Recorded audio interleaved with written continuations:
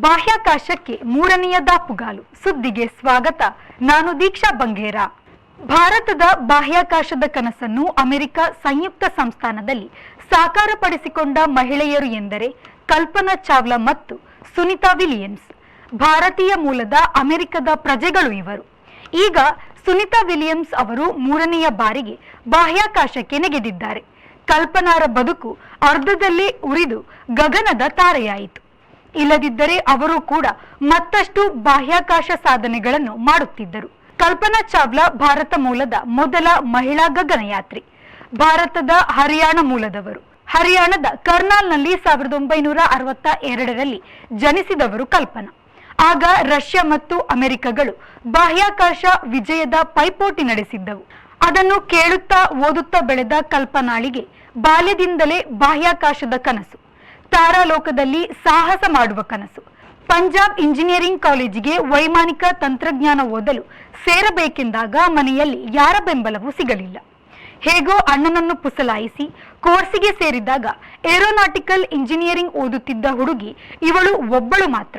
ಅಸಡ್ಡೆ ಮಾಡಿದ ಹುಡುಗರಿಗೆ 6 ತಿಂಗಳಲ್ಲಿ ತನ್ನ ಜಾಣ್ಮೆಯ ಮೂಲಕ ಉತ್ತರ ನೀಡಿದಳು. ಕೊನೆಗೆ ಅವರೆಲ್ಲ ಗತಿಗೆಟ್ಟು ಆಕೆಯನ್ನೇ ನಾಯಕಿಯಾಗಿ ಆರಿಸಿದರು. ಆಕೆಯ ಕನಸು NASA, national aeronautics and space administration, ಅರ್ಥಾತ್ ರಾಷ್ಟ್ರೀಯ ವೈಮಾನಿಕ ಮತ್ತು ಬಾಹ್ಯಾಕಾಶ ಸಂಸ್ಥೆ. ಪದವಿ ಮುಗಿಯುತ್ತಲೇ ಕಲ್ಪನಾ ಪಡೆದ ಅಂಕಗಳು ತಡೆಯಿಲ್ಲದೆ ಅವಳನ್ನು ಯುಎಸ್ಎ ತೆಕ್ಕೆಗೆ ಒಯ್ದವು.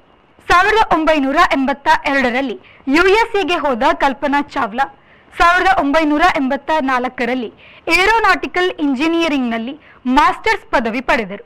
1988ರಲ್ಲಿ ನಾಸಾದ ಎಮ್ಎಸ್ ಸಂಶೋಧನಾ ಕೇಂದ್ರದಲ್ಲಿ ಕಲ್ಪನಾರಿಗೆ ಸುಲಭದಲ್ಲಿ ಕೆಲಸ ಸಿಕ್ಕಿತು. ನಾನಾ ಸಂಶೋಧನೆಗಳಲ್ಲಿ ಈಡುಗೊಂಡ ಅವರು ಬೇಗನೆ ಫ್ಲೈಟ್ ಇನ್ಸ್ಟ್ರಕ್ಟರ್ ಆದರು.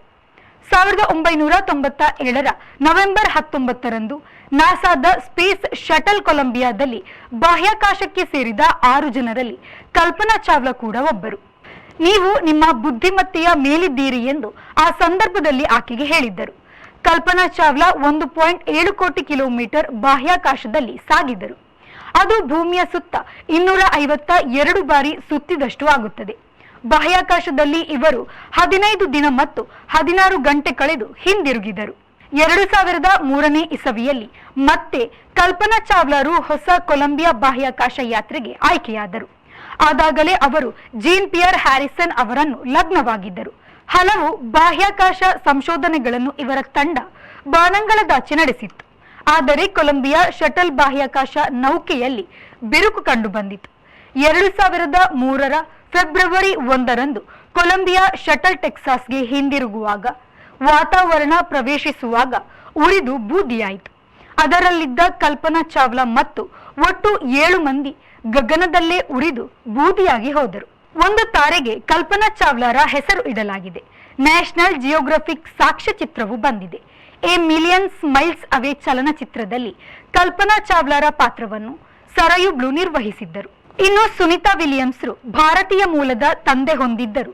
ಅವರು ಹುಟ್ಟಿದ್ದು ಯುಎಸ್ಎಯ ನೀಧಂನಲ್ಲಿ. ತಂದೆ ವೈದ್ಯ, ಗುಜರಾತ್ ಮೂಲದವರು. ತಾಯಿ ಯುಎಸ್ಎಯ ಉರ್ಸುಲಿನ್ ಬೋನಿ. ಇಂಜಿನಿಯರಿಂಗ್ ಮ್ಯಾನೇಜ್ಮೆಂಟ್ ಮಾಸ್ಟರ್ ಪದವಿ ಪಡೆದ ಬಳಿಕ 1987ರಲ್ಲಿ ಅಮೆರಿಕದ ನೌಕಾಪಡೆ ಸೇರಿಕೊಂಡರು. ಅಲ್ಲಿ ಅವರು ಈಗ ಹಿರಿಯ ಅಧಿಕಾರಿ. 1998ರಲ್ಲಿ ಸುನಿತಾ ವಿಲಿಯಮ್ಸ್ ನಾಸಾದಲ್ಲಿ ತನ್ನ ಬಾಹ್ಯಾಕಾಶ ತರಬೇತಿ ಆರಂಭಿಸಿ ಯಶಸ್ವಿಯಾಗಿ ಮುಗಿಸಿದರು.